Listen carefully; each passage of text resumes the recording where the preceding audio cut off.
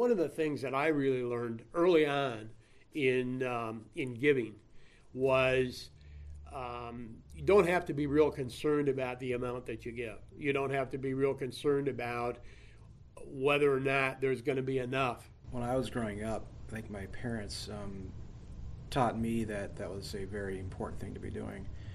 Even when my parents were struggling financially when I was a child, they were still giving. They still took it off the top and gave that.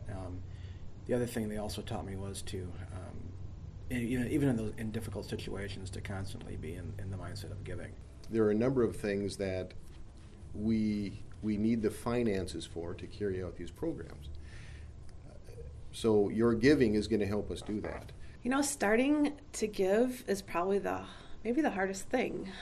Once you've got that, whatever it happens to be, that chunk set aside, maybe it's not the tithe. Maybe that seems so out of stretch, so far away, so undoable. Start with something, and then every year you can, revisit and maybe increase your giving. But don't feel like you have to do it all at once. We know that Salem will take our money, use it wisely to bless others, and that we have a part of helping others, whether they're in church members or a congregation or in our community or across the world, that Salem does a good job with what we give back.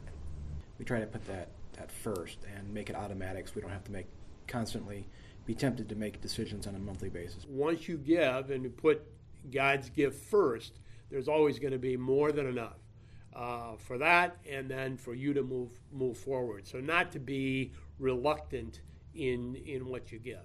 Every little thing counts, I would say. I think there's no gift too small that you can give. Just grow. It's a growing experience. We can't do everything, but everybody can do something. A lot of times I think that people don't feel like they're giving when they are. And so I think what you realize is once you start a little bit, it'll snowball, and then you'll be turning out that you might not think it's that much, but it might be turning out to be rather important for the church.